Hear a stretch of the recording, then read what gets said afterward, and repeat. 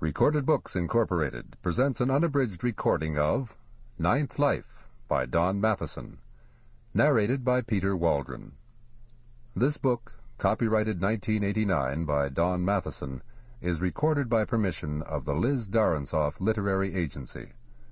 This performance is copyrighted 1990 by Recorded Books Incorporated. Charlie Gamble met Rosy Marlette in Don Matheson's first novel, Stray Cat. In that tale, he saved her and himself from a psychopathic killer. What a way to fall in love. But the love, it seems, was all on Charlie's part. For now, after months of encouraging Rosy's recovery from the shocks of her encounter with the fiendish Coghlan, he's awakened to find that she's gone. And now, Ninth Life.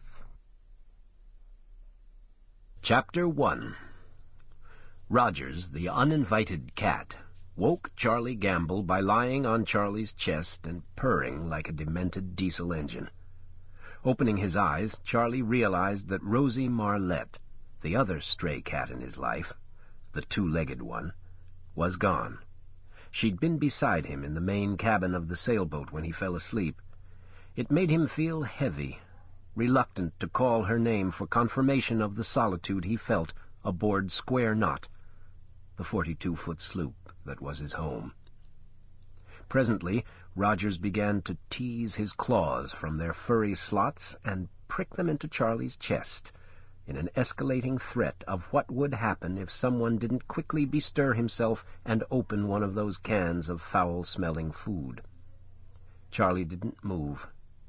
The thin points of pain held his attention against a cloud bank of dread that was rolling toward him and whispering, "Rosy's gone." When Rogers had become a full-fledged porcupine, Charlie rolled out and walked naked into the galley. Rosy's soft leather suitcases were not on the shelf, and the place where she sometimes left him notes, the spout of the coffee pot, was empty. He stared at it for a moment, then picked up the pot and looked inside, as though a note might have slipped in there. Rogers was rubbing himself around and through Charlie's legs, but Charlie ignored him and went through the routine of boiling the water and setting up the dripulator, half-caffeinated, half-decaf, a compromise that he had honored for 2 months since noticing one of his hands shaking in the middle of the morning. He linked the phenomenon to the body's decreasing ability to absorb chemical abuse as it nears its 40th year. He rejected the idea of his trembling fingers being in... Sample complete. Ready to continue?